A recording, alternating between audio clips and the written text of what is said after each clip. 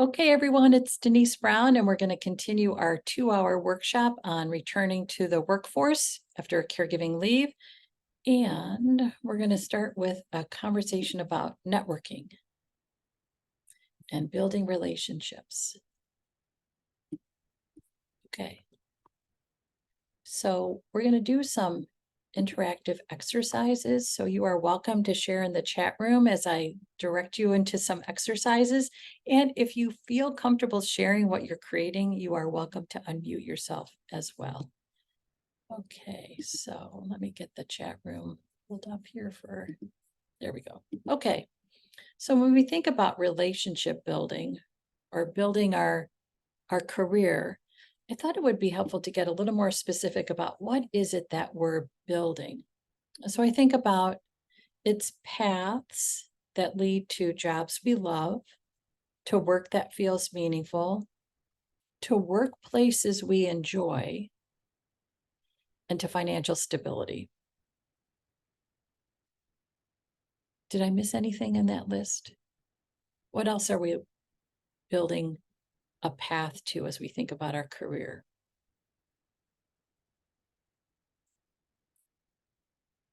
I think that's covering it. Feel free to share in the chat room if I missed anything as we think about our paths. So I started writing 6-word stories probably about 15 years ago. And I like them because they force us to get to the bottom line. So we're going to write some 6-word stories. Here is a rule around 6-word stories that will make it helpful. You can use hyphens.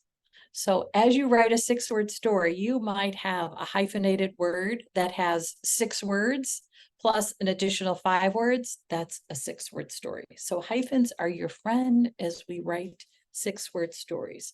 So as we think about building our path, let's use words to really be specific about our paths.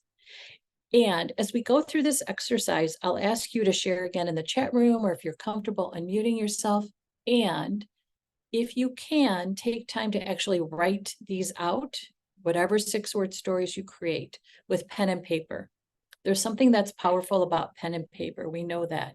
When you're setting goals, for instance, you want to write out a goal with pen and paper. There's something magical that happens with pen and paper. I'm not exactly sure what it is, but it happens. Okay, so I'd love for you to describe in 6 words the job you love. Now we're doing this in the present tense, and it's okay if it's not the job you have right now. It could be the job you're looking for. But I'd love for you to describe in the present tense the job you love. So this is my 6-word story about the job I love. So I love jobs that have creativity, autonomy. So that's so interesting, Kathy, when you were talking about who's in charge. When we're in our caregiving experience, we're in charge, and then we have to go to a workplace where we think like, oh my gosh, I'm so far from being in charge. And that's such a difficult transition. I really don't like not being in charge. I like the autonomy of being able to make my own decisions, give approval to an idea that I want to pursue and turn into a product or a service. I like to innovate. I don't really like to follow rules, so to speak. I don't like people to say no. I like to innovate and see what's possible. And I do like to lead. So I'd love for you to describe your job, the job you love, in the chat room, and use our 6-word prompt.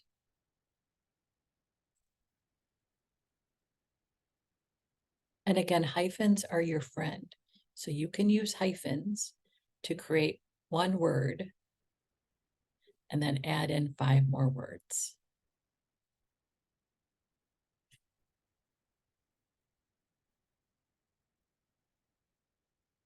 Okay, so in 6 words, describe the job you love.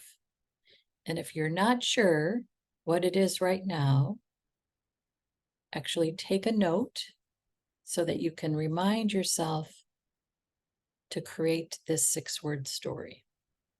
Okay, caring for God's creations. That's a fabulous job. And you only used 4 words. So that's even better. That's wonderful. I love that. I love that. And what's so great about that is that you then have the flexibility to figure out, what does that mean? You decide what it means. So you've given yourself flexibility, and now you can create that job. Okay. So feel free to continue sharing your 6-word stories about the job you love in the chat room. Now we're going to go to the next 6-word prompt, and that is, describe that work that feels meaningful.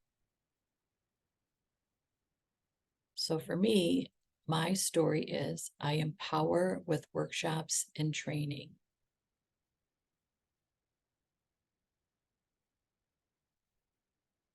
So Pamela is sharing the job she loves: innovative, compassionate leader, collaborator, explorer. Oh, explorer, what a great word. I love that. I love that. And you can turn that into a journal prompt around, I explore, and then just let it go. Just write out what you explore. And Kathy is sharing in the chat room her job she loves: I love independence, leading, creating, empowering. Okay, so we've described the jobs and the work. So the work we do within our jobs. Let's describe our workplaces. What's the environment you enjoy?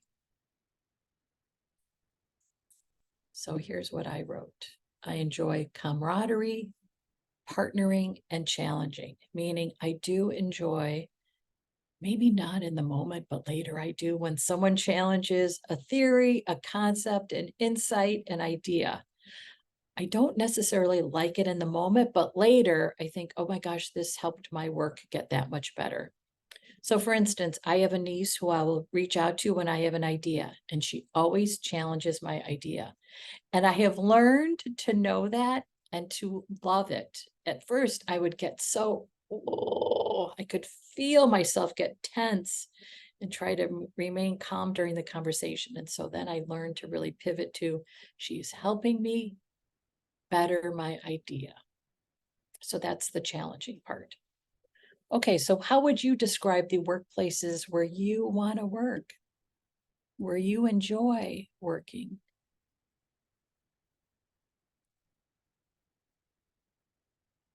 And again, with these 6-word stories, it helps us get to the bottom line. So you're creating your vision for the job you want, the work you want to do, and where you want to do it, your workplace. So Pamela is sharing workplaces that she enjoys are flexible, collaborative, and create positive impact. Yeah. Yeah. I like that. I might take collaborative and add it into mine, because that's a good one. Okay. So I think it's also important for us to talk a little bit about financial security. So how would you describe what financial security means to you? I did for many years a podcast with an author, Ellen Rogan, who's also a financial planner, and she helps us explore the relationship that we have with money. Money is an emotion, it's an energy. We think of it as just cash in hand, and really in terms of our relationships, it's about the emotion we feel around money. And she would really focus in on using financial freedom as a way to describe financial security. So that's why I use that in my 6-word story.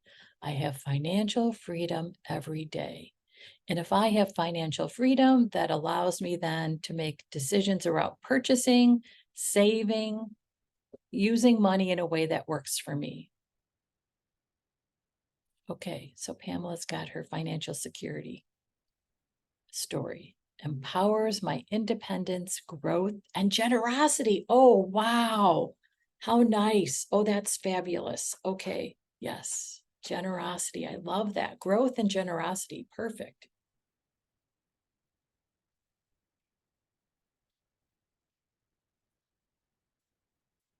Okay.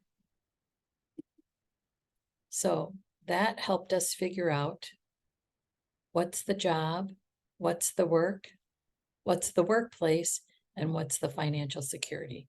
And Kathy's also sharing her 6-word story about financial security. I have enough for my needs. Yeah. Okay, so the 6-word stories in many ways become our path forward. Okay, so now what we're going to do is couple networking with our paths that we've created through our words. I always think it's helpful to define networking. So this is the definition I found on a website called careereducation.columbia.edu. So we're making connections, we're building relationships. And interestingly enough, it can be about advice and contacts, which can help you with informed career decisions. I love that, informed career decisions. Something that might happen as you go out and network is that you'll feel the difference between someone who's interested in building a relationship and someone who is interested in making a transaction. I wish that we didn't have transactional experiences, and yet I think transactional experiences are ever present whenever we're networking. So you can feel like someone has a connection with you and you really can tell that they want to make that connection into some kind of relationship, whether it be just a touching base every year or whatever it might be. And then you also know when someone is there in a networking experience to create a transaction. They are looking to make the sale. They are not interested in getting to know you. They are interested in you simply as a sale.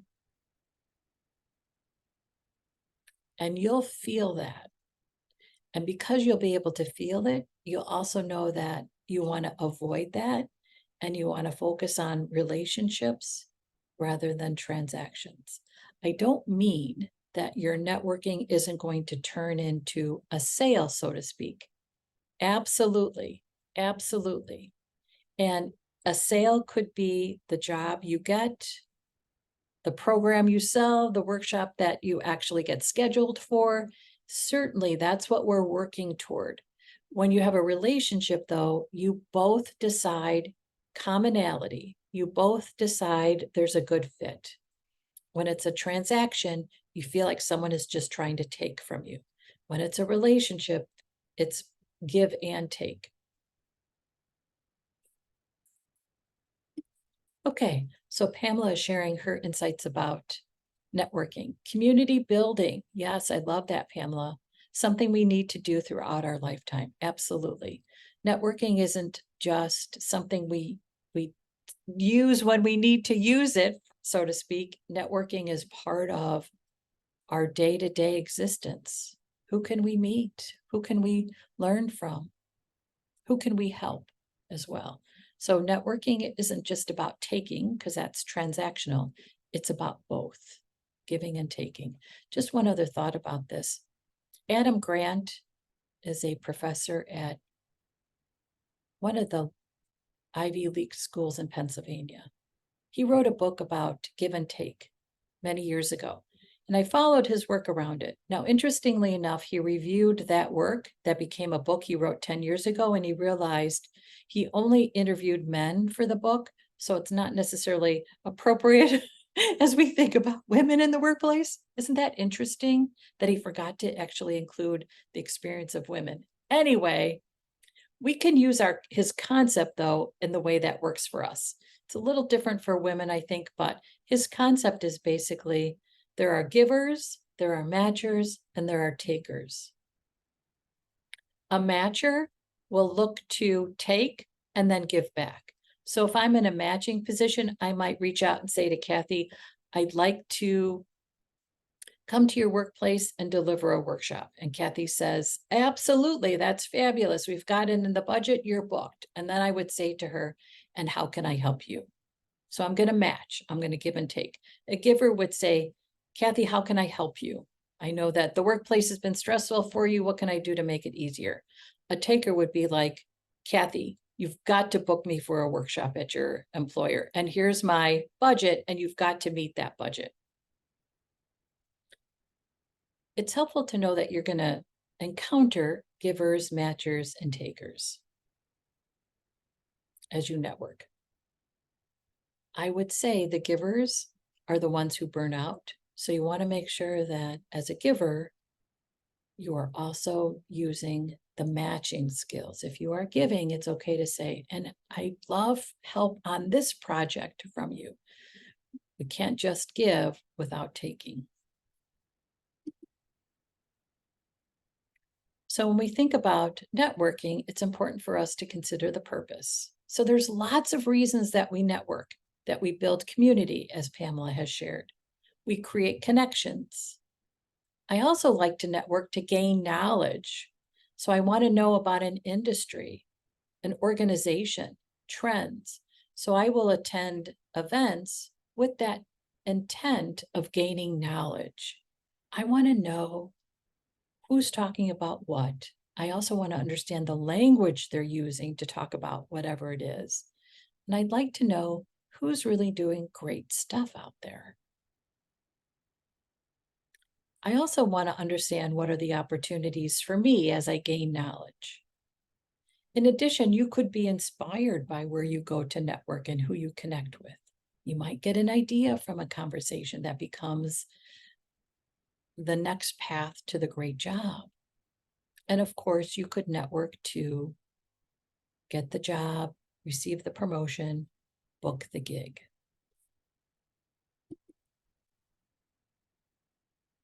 So again, as Pamela has talked about community building, networking then happens everywhere.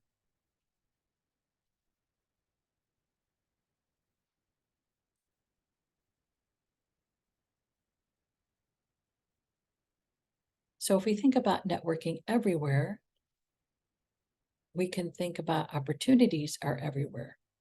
And Kathy made me think a little more specifically about networking within our employer, which made me think, what are the opportunities where we are right now?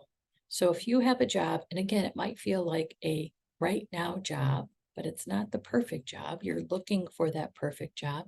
Some things you could do where you are right now could help you figure out what that perfect job is.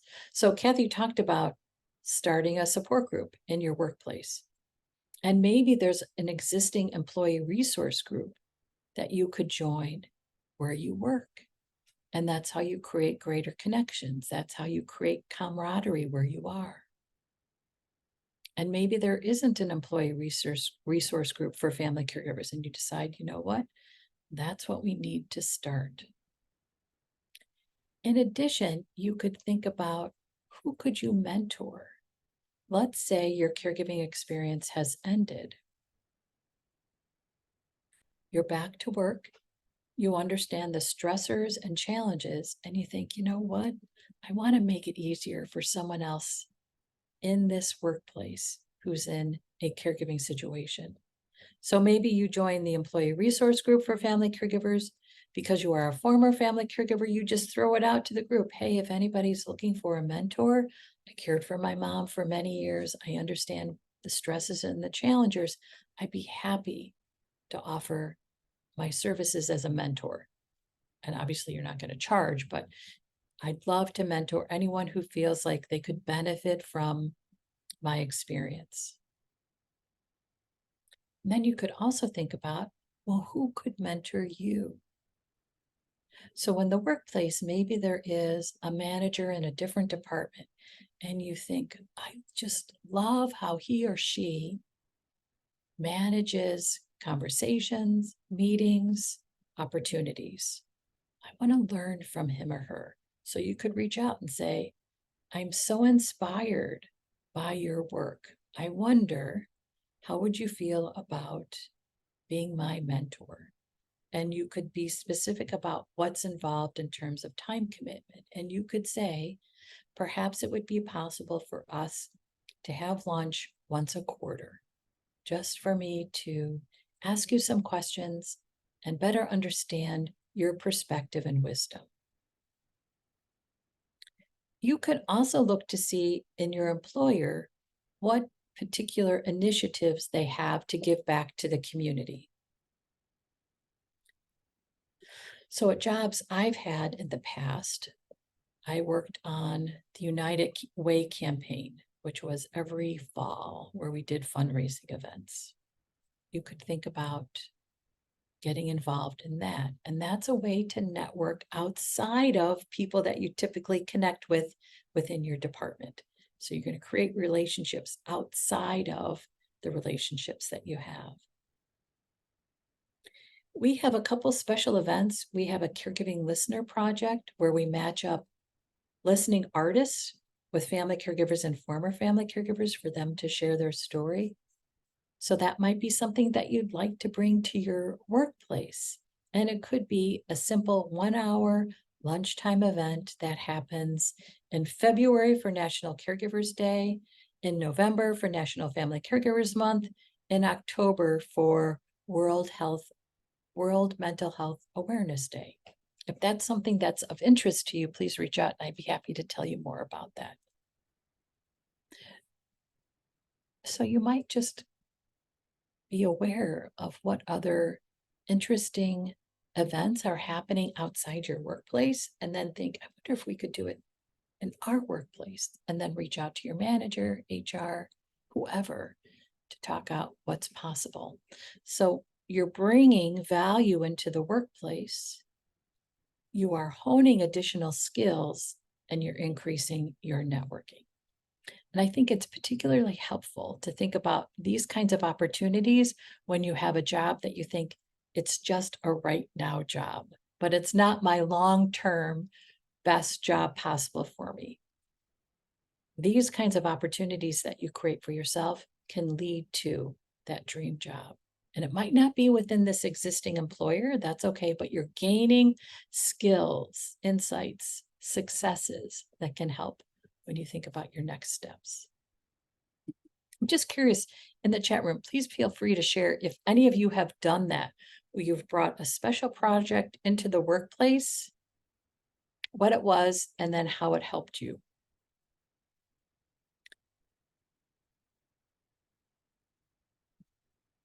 So let's think about actually networking at an event.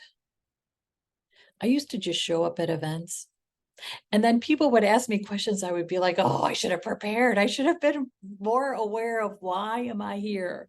So I do spend a little more time now thinking about, why am I here? Why am I at this event?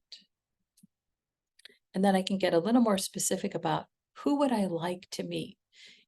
If there is a list of attendees, I might go through the list and then pick out a few that I think, oh, it would be so interesting to meet this person. If I don't have a list of attendees, what I can think about is, generally speaking, who do I want to connect with at this event? And that can help me guide toward meeting those people. And then what do I want to learn? What could be an opportunity I learn about that I'd like to pursue? So just spending a few moments preparing for the event then helps you be much more effective and successful at the event. And then we can use our 6-word stories as a way to get clear about our introduction, our purpose, and then an answer to a question that someone might ask you, which is, how can I help you? So if someone asks that question of you, you want to be ready with an answer, and you could create a 6-word answer. So it's bottom line. Oh my gosh, thank you so much for offering to help me. I'd love to connect to this organization, this individual. I'd love to be invited to that event that you're hosting next month. And if we have 6-word stories that are ready to use as our introduction, as our purpose in terms of our work, our goals, our desires around our career, and then our answers, then it helps us be prepared for really making good use of our conversations. And that our networking skills are really good communication skills. I've been talking about curiosity as we've gone through this presentation. I think it's so helpful to keep a curious demeanor whenever you're networking. And you'll know when you connect to someone who's curious because you feel like, wow, they really were interested in me. And so if you're that person who's curious and you leave someone feeling so good because you were so interested in them, that's a valuable connection they have made with you. Really be curious. And you'll notice that if you connect with a giver, they aren't curious about you because they're just looking to take from you. So a taker is going to take what they can from the conversation, and they are not going to exhibit curiosity. A giver is going to be curious because they want to know more. And as you're curious, you're going to develop good questions to ask. And then in order to remain curious, you want to really focus on listening. What do they say? How do they say it? What insights do they share? What knowledge have they delivered that's really helpful? And if you are, we're going to talk about listening in just a minute. If you are a silent listener, really attentive, you'll hear something really helpful that will empower you, encourage you, lead you on a better path. In addition, I think it's helpful to have some kind of offer. What I mean by that is an invitation you extend to remain in contact. And I'll show you what that could look like in just a couple slides.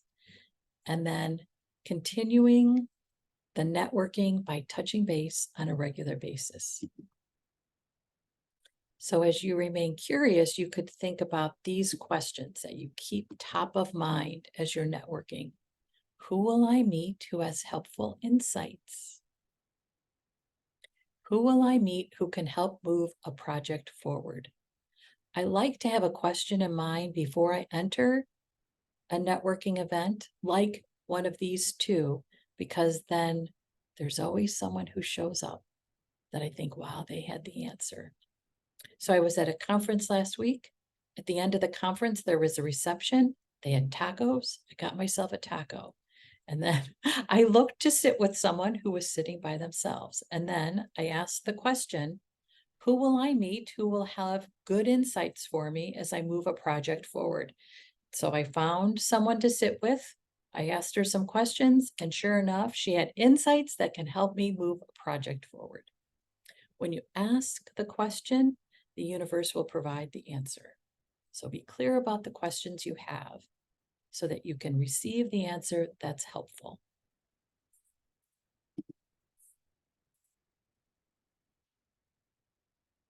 And as you connect with others, be open and ready with some good questions. How are you enjoying the event?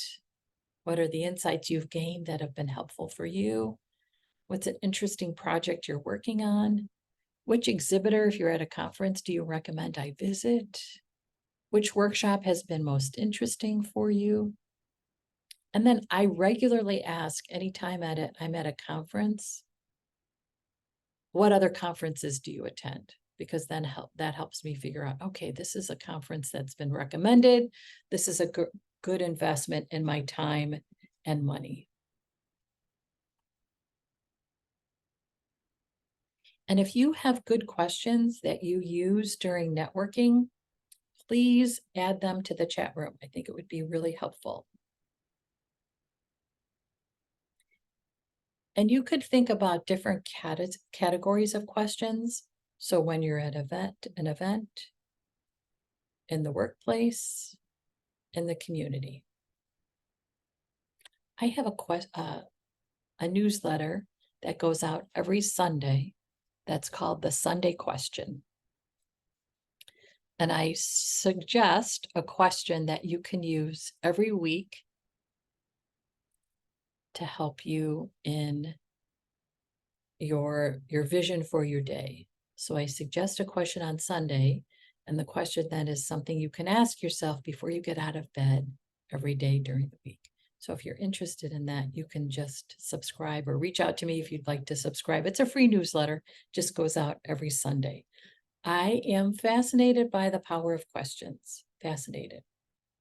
And I saw this happen just about 3.5 years ago. I was in a really tough situation, and it did not look like the situation was going to resolve in a good way. And it would really stress me out thinking about, oh my gosh, how is this going to work out? So then I thought, well, I have to ask a good question about this situation that will lead to a good outcome. So the question that I started asking myself every day was, in what lucrative, wonderful way will this situation work out for me? And the situation worked out for me in a lucrative, wonderful way, which you would have never expected. So as I would feeling the stress about, oh my gosh, how is this going to work out? I would take a walk, and on my walk, I would ask myself, in what wonderful, lucrative way will this situation work out for me? When we ask a good question, the universe provides a good answer. And then listening is around making good eye contact. And I think it's important to pay attention in silence. I know sometimes people like to add aha, aha, or different sounds. But if you're in person and someone is sharing a story, if you make a noise like, ah, I get it, it's an interruption in the story. So I think paying attention in silence helps the conversation. And if you're right in front of someone who's telling you information or a story or offering insights, if you are making contact and you are leaning forward, they don't need to know that you're listening. You are showing that you're listening. So pay attention in silence. And then I always thank someone who has shared something helpful or insightful or interesting. Thank you so much. It was great to connect with you.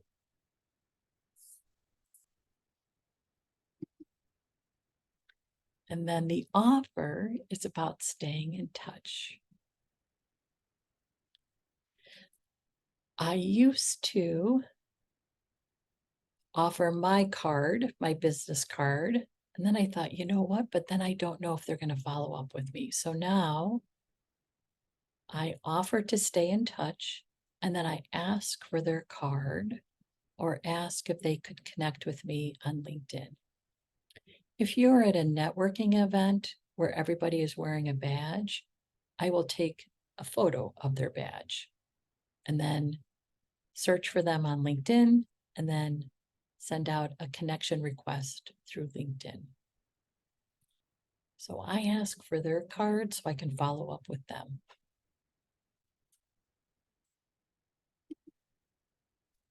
And then I want to get specific about how I keep in touch. And again, I am looking to build the relationship. So I'm not going to worry about the transaction initially. I want to build the relationship so that we can come together to decide how we work together, or how they buy from me, or how I buy from them, whatever it might be. So I keep in touch by sharing something that's a helpful article, or I introduce someone I've connected with to someone else who I know will benefit from the connection. I send congratulations. So I was at another conference at the end of the month, and I happened to sit in the front row. No one sits in the front row, but if you sit in the front row, you have more leg room because there's no chairs in front of you. So I always go to the front row. So I was sitting in the front row, and colleagues of one of the presenters sat next to me because they wanted to look good in front of the boss. Actually, it was their boss who was doing a presentation. So they sat in the front row too. And one of them introduced himself to me and was very nice and gave me his card. And then I read an article about this company and their partnership with Walmart that was fabulous. So I sent him a congratulations. I saw this great news about your partnership with Walmart. Congratulations. If you connect with someone that you think, wow, I'd love to work with them on something, pitch an idea. And I want to let you know, if you're pitching someone an idea, be specific about the idea and their involvement. People will reach out to me all the time and say, I'd love to collaborate with you. Okay, well, what's the collaboration? And I am not interested in getting on a call or attending a meeting where someone wants to brainstorm how we collaborate.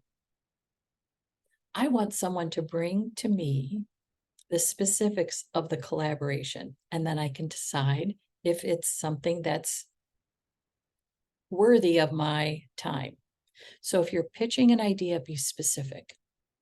I thought of something that might be really cool for us to work on. Here's what it is. What do you think? Again, don't invite someone to brainstorm ideas about how you can work together. I think it's much better to share an idea of how you could work with someone and then invite them to continue that conversation. But be specific, be specific. And then I also like to just touch base with, here's something that I've just recently developed. I wonder if it would be useful to your workplace, to your work. If so, let's talk. I touch base with a solution. I invite a conversation about the solution.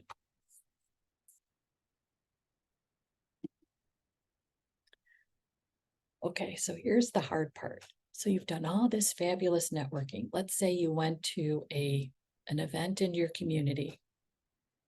You were able to collect business cards. You took photos of badges. You've got tons of contacts you're going to reach out to. So you start making your connection requests on LinkedIn. You start thinking about how you can continue conversations with the individuals. And you do it right away and you think, this is fabulous. And then you get stuck in waiting for someone to accept your connection request on LinkedIn or reply to your email or schedule time with you through your calendar link. And you think, oh, this is awful. So rather than wait, keep moving forward. The longer you wait for someone to respond to you, the worse it'll feel for you. In essence, you have generated a ton of momentum through your networking event and your follow-up, and you want the momentum to keep going. So rather than waiting for people to reply to you, keep moving forward. Get back to that habit of sending out 5 emails or connection requests by 10 a.m. Keep going. The momentum is your friend. Keep going. If you wait for someone to reply, you're going to make yourself crazy. Keep going.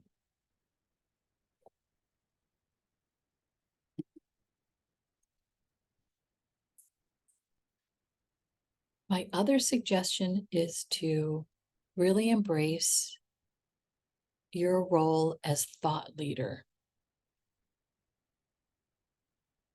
You can get very specific about the space where you are a thought leader, and that's okay. So you are a thought leader.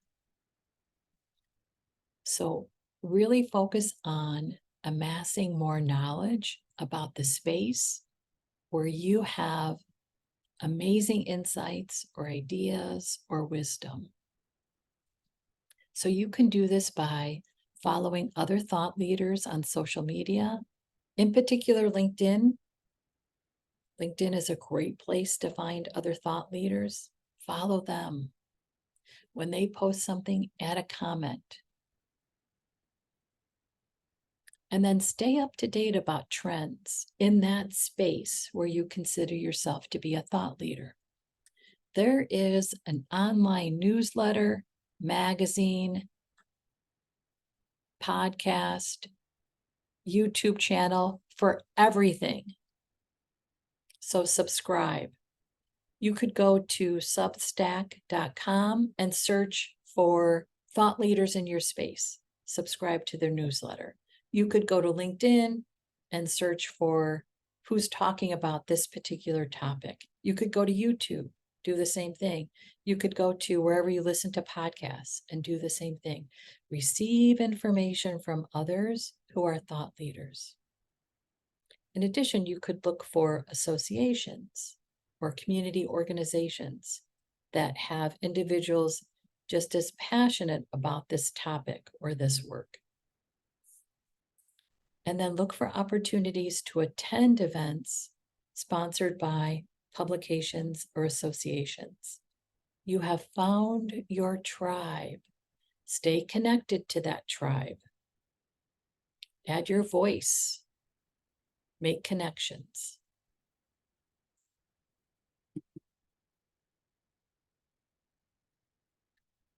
And then put yourself out there as a thought leader by sharing articles about what you read that are pertinent to where your passion is, and then share your thoughts and then invite others to share their thoughts as well.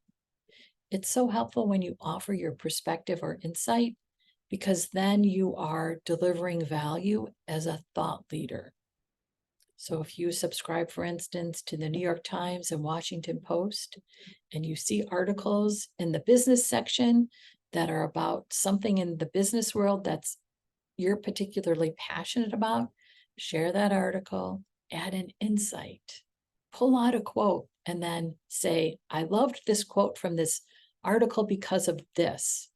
Add a personal experience. Talk about a conversation you recently had with a colleague that relates directly to what that article is about.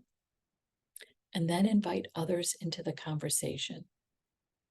And then as they add comments, reply to their comments. Let them know, oh my gosh, this was great. Thank you so much for sharing this. I hadn't thought of that, right? So be generous about inviting other thought leaders into the conversation.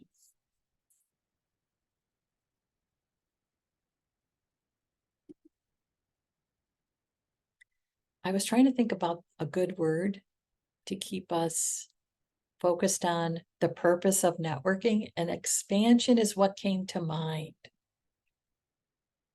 So it's the expansion of our connections, the expansion of partnerships, the expansion of opportunities, and then it's the expansion of your impact. What's helpful to remember is you can expand your purpose through networking, and you can also do it for someone else by making introductions, by involving them in the conversation, by asking them about their work. Expansion. So here are a couple calls to action for you. So if you haven't updated your LinkedIn profile lately, update your LinkedIn profile. The conference that I attended last week had the CEO from LinkedIn as one of the panelists. And the moderator of the panel asked the audience, and there were hundreds of people in the audience, whether or not the attendees had started using LinkedIn as a replacement for another social media network. So for instance, what I started doing once I loved Twitter. I started using Twitter in 2009. I mean, I loved Twitter. And then once Twitter started changing, I really thought, you know what, where do I want to focus my time? And I turned it to LinkedIn. And everybody in the audience raised their hand and said their energy is going to LinkedIn versus another social media network that they used to be active on. So move your energy to LinkedIn. You don't have to give up your other social media networks, but move to LinkedIn. The other thing that I did, which I couldn't decide if it was a good thing or not, but I created a digital business card. And here's why I decided it was a good thing. Because when you create a digital business card, you can change the links on your business card to reflect what you want others to know about in a particular event or workshop. So rather than having one physical business card that you can't change, you have a digital business card that can really change based on where you're networking.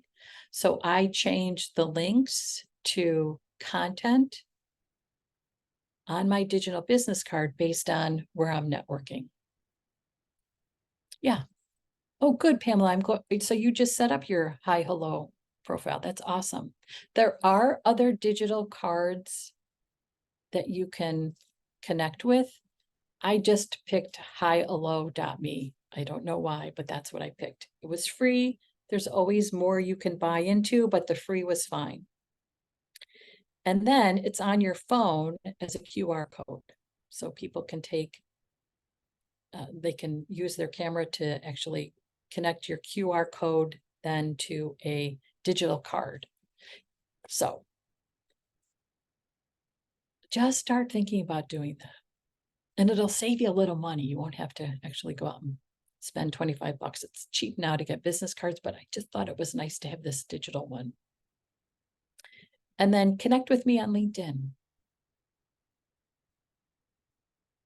And then the other thing that I wanted to suggest, and actually I can see I had the name of the profile on Quoted.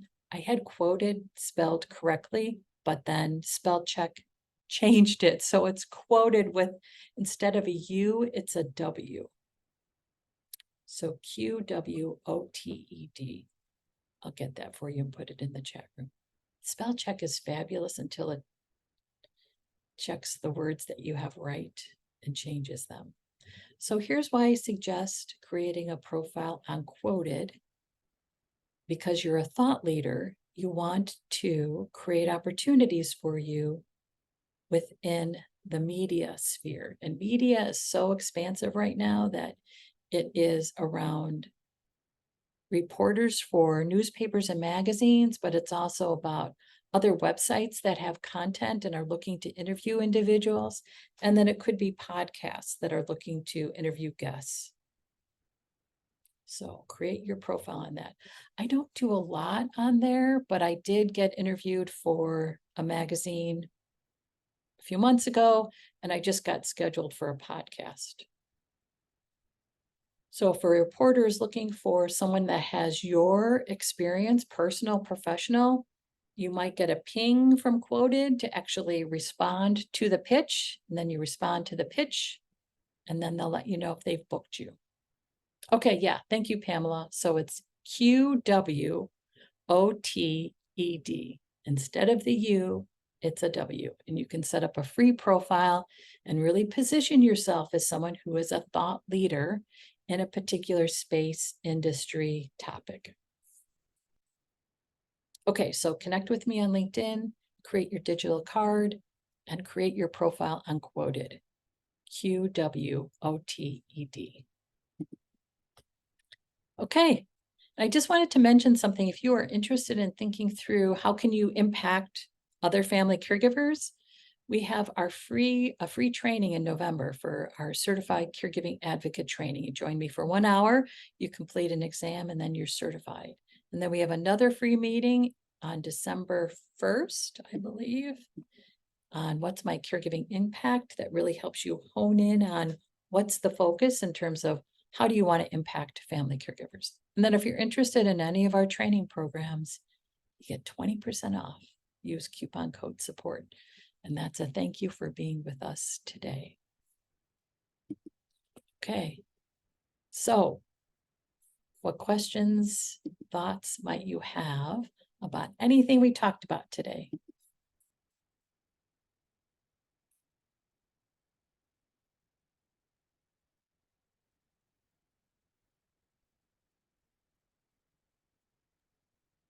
This was fabulous, Denise. There were a lot of resources there that I was not even aware of. So I'm really happy to have been here for this workshop.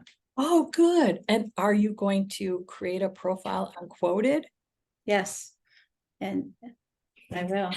Yes, I think everybody should. You all have an expertise. Yes. I've added it to my to-do list after I figure out what I want to be an expert on. Okay, that's right. Well, you write a 6-word story about your expertise and then turn that into your profile for Quoted.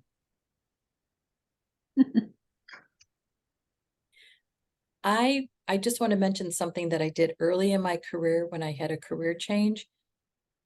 I probably should have mentioned this during the presentation, but I'll tell you now. So I started following a reporter in the Wall Street Journal who started a column on work life, and she would include insights and articles about family caregiving. So this was in 1997. So she was really one of the very first reporters to specifically focus on family caregiving. And I decided I wanted her to interview me. So I followed her articles. I really got into the cadence of what she published and what focus she took. And then in 1999, I was able to be interviewed by her, and then I was able to connect her to family caregivers. That was the other thing that was really helpful. I established relationships with other sources. So when reporters reached out to me, I was a resource, and then I said, I can connect you to other resources, which were family caregivers and former family caregivers. That was very powerful. So then I was able to establish relationships with reporters on a regular basis. But that first reporter from the Wall Street Journal, I really focused on, that's who I want to be quoted by. And then I worked to establish a relationship with her. I learned her work. I learned her focus. I learned what she likes to write about. And then I was ready when she reached out to interview me. So establish relationships with other thought leaders who could be reporters, because you never know what that will lead to. Okay, we're done. Thank you guys so much. It was great to spend a couple hours with you. Thank you so much for all you do. And I hope everybody has a good rest of the day and a good weekend. And we'd love to see you again at a future event. So keep in touch. Thanks, everybody. Thanks, Denise and Kathy. Thanks for being here.